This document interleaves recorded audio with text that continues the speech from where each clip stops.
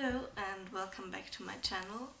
So last time I kind of talked about my whole journey with disordered eating and body image issues, and this journey, like, I already filmed that last video in November 2019 and currently it's February 2020. So I just wanted to do an update of how I've been doing lately, and yeah, that's gonna be this video. So basically where I ended, it was the beginning of November, and let me tell you, November was pretty much the worst month for me, because I was really stressed, and it was just it's kind of weird because when I'm extremely stressed I kind of forget about my body image issues. Like, I feel like that's kind of a protection mechanism of the body or of the mind, whatever. That once you have like several really big problems, that it kind of sorts them into important and not that important, I guess. And so I was really stressed, and that sort of was the important problem. That's why my body problem kind of got away, but then it got way worse afterwards, so that's cool. Um, However, I think I ended when I wanted to say something about body dysmorphia. It's basically an illness. 1 in 50 people have it, and they basically see certain parts of their body in a very disordered way, and they obsess about that part of their body. And I just want to say, I don't want to diagnose myself. I've never been to a doctor who could confirm that I have body dysmorphia, but I feel like, I don't know, the way I don't like my body, it just goes to an extent where I feel like it isn't only insecurity anymore. I also really obsess about that, and it kind of takes over my whole life. For example, yesterday I went to a dance theater play with my mother, and I love dance theater plays, don't get me wrong, but yesterday I could basically, the one thing I mainly concentrated about, I'm not sure, was the bodies of the dancers. And I don't know, I think there you can kind of tell that it really takes over my life. I think there's not a single moment where it's completely gone. Or maybe there is, and then that's a really great moment. I don't know. But at least most of the time, my topic with my own body is kind of there, and yeah. So I'm going to say I believe that I might be body dysmorphic, but I've never been confirmed from a doctor, so I can't really say that. However, yeah, November. I was really stressed. There was one time when I didn't really eat until dinner, and then I ate. And then directly after eating dinner, I drank a lot of water, because I think that's also like a strict rule I gave myself. I have to drink 2 liters, at least 2 liters of water every day.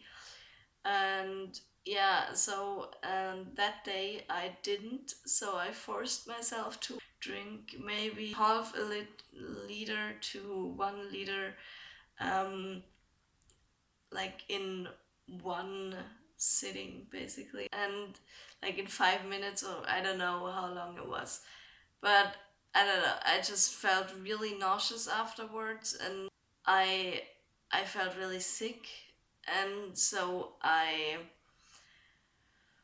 went to the toilet, and as I said in the last video, at least I think I said in the last video, that there have been times over the last couple of years where I've tried to purge because I felt so bad about myself, but I couldn't. And well, this time I went to the toilet, and I don't know. It occurred to me that that would be the best solution to just get it all out, I guess.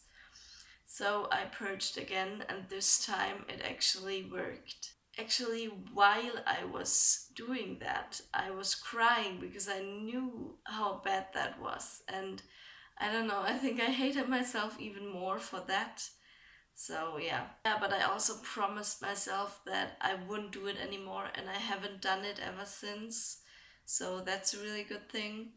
Um, and I don't know, I know that sounds like a really weird advice, but if you are struggling with kind of purging, then that at least helps for me to to do research on what happens to your body when you purge. Because of my pre-scientific work, I like read a lot about it, and it's really really scary. Like, it's extremely dangerous to purge. It doesn't have to be only dangerous when you do it for like a few months or longer, but it can also even be dangerous if you do it only once, because yeah, they're just, I don't even want to say it because it's really scary, but I really, that's like the best advice I can give is to actually do research on what happens to your body and what are the dangers of purging if you have that problem. Because, like, for me, it really helps. And yeah. And then December, I don't know, it was still a very stressful month and I still didn't like myself a lot. And then there were the Christmas holidays, and I went to my dad's place, and as always, I I don't know, I'm gonna make another video about how the way I feel about my body changes when I'm in different places. So yeah, he lives in Germany. Every time I'm at his place, I kind of feel way more comfortable about my body, or at least not way more comfortable, but I just kind of forget about my problems with myself, and I don't take it too serious, and that's a really really nice change. And yeah, so that was that, and then I got back, and once I was here again, I already felt terrible again. Like the first, actually the second I got into the bus from Germany to Austria, I already felt terrible, and I don't know, maybe that's placebo, I don't know. um, but yeah, that's just how it is. And then it was the end of 2019, and I kind of wanted to start 2020 feeling great about myself.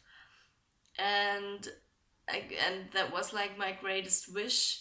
And well, then 2020 started, and I just felt terrible. Actually, I've never felt that terrible before in my whole life, I think, like about my body. It was kind of the feeling of losing hope, because normally I like always kind of had the hope that it would get better eventually, that I would feel good within my body eventually. And that time I just didn't. I felt like this would never change, and I was just tired, and yeah. So I was not in a good place that time. And then yeah, then it was the middle of January, and there was one day when I kind of felt like I was just sick of it. I just wanted it to stop, and I thought to myself, hey, why don't I just stop hating myself? Why do I have to do this any longer? It would be so easy to just stop. But then, sadly, a few hours later, there was another voice in my head, kind of my disordered part of my head, and it told me that it would even be easier to just go on a diet again. And then I went to therapy again, because actually the center where I've been going to therapy was closed from like the beginning of December to the middle of January. And therapy really grew on me, and I didn't think it would be that hard to not go to therapy for a whole month, but it was really hard. And then I went back to therapy, and it was a relief, totally. So that's really one thing I can just recommend. It doesn't even have to be a body related issue, but in general, an issue that's been with you for several months or years, or just or even only a few weeks, if you feel like it, go to therapy. I think it has nothing to do with weakness to see a counselor. I think it shows strength because you want to change something and you want to not stay in that kind of problematic position. And when I went to therapy, I told my counselor about how sad I feel about the fact that there were a few hours where I thought I could just stop, but then that kind of immediately kind of turned into the thought that I could also just go on a diet again. And she said, and I think that's a really important thing to see, that it's not important how long this thought stays, but it's also just a beginning that I already have that thought. And I didn't really see it in that way, and I think it's really important because a few months ago, I think I would have never had that thought. And that now, I think it kind of shows that I'm still kind of recovering and already like recovering from feeling bad about myself. And actually, and then in February, now it's February, it's the 16th, I think, and I was at my dad's place again. And this time it was really weird because this time I didn't really feel like I got rid of all my body image issues while I was there. I still thought about it a lot, but it wasn't that bad as it would be here in Innsbruck.